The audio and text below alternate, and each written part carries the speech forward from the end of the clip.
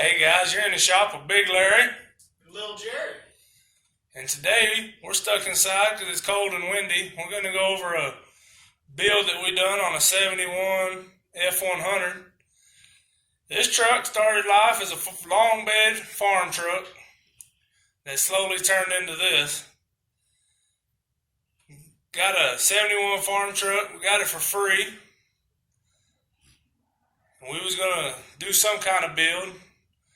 And we wound up looking for parts, and we didn't like nothing we found. We didn't like the I-beam suspension.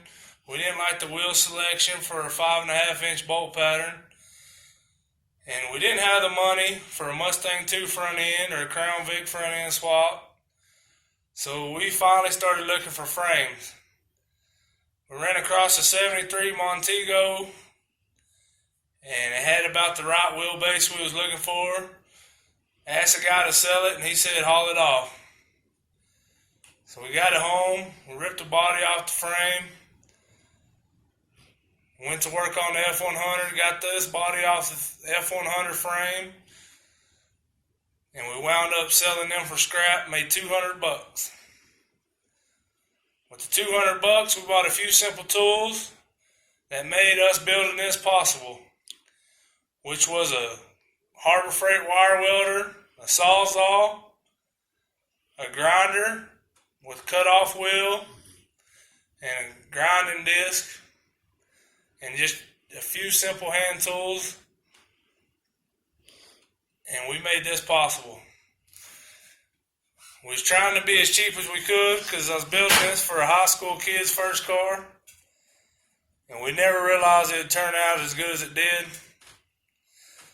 We were lucky enough that the cab mounted, the front two cab mount bolts mounted right on factory holes of the Montego frame.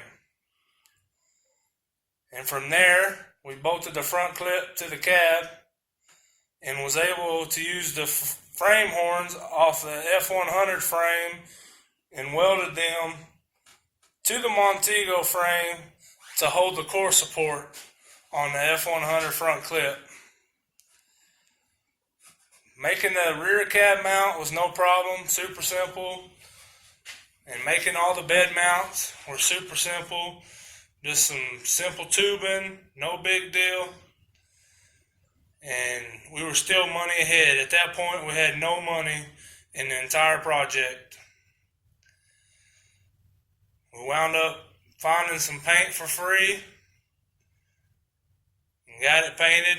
We had some money and some materials for paint, sandpaper, paint guns, stuff like that. Had these wheels, they're 20-inch Boss wheels, staggered, 20x8s up front, 20x10s out back. I had these just kicking around off a Mustang that I'd had, and they fit the truck a lot better than they fit the Mustang. And a few things we did to the body-wise is we deleted all the F100 emblems. We deleted the marker lights. We wound up taking 19 inches out of the factory bed to make it short. Welded it back together with the flux core wire welder from Harbor Freight.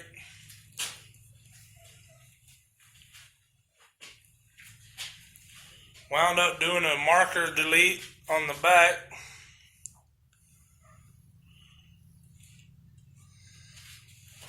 And then we had a little money invested in the interior.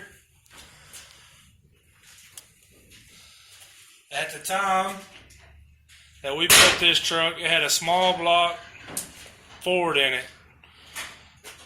And as some time went on, kid got out of school, we decided a small block just wasn't enough. So we eventually wound up buying a big block that was in a 71 Lincoln Continental. We bought the car for $500. It'd been sitting for 25 years, and we got it to fire up, drove it home, pulled the motor, transmission, shoved it in this F100. As soon as we got the motor out, we posted the body and frame as a roller on Craigslist. and wound up making the $500 that we paid for the car back. So we had nothing invested in this engine swap but time. We didn't like the bumpers. They were too wide. We wound up making our own roll pans, front and back. Really cheap, really nice. If anybody's looking to do a project like this on a budget, this is definitely the way to go.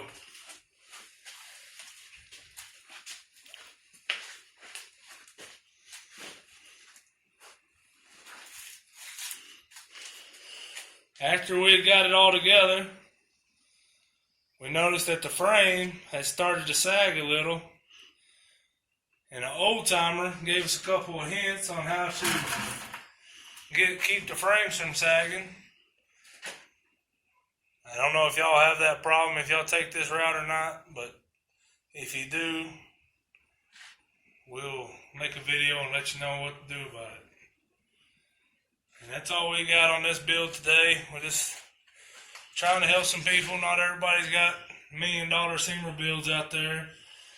And I know there's a few people that build these pickups for SEMA. These pickups have been becoming a hot commodity here lately. But this is what we did, how we done it. Like I said, we got a total of maybe $3,000 invested for a good, clean street truck. And for us, this is the only way to do it.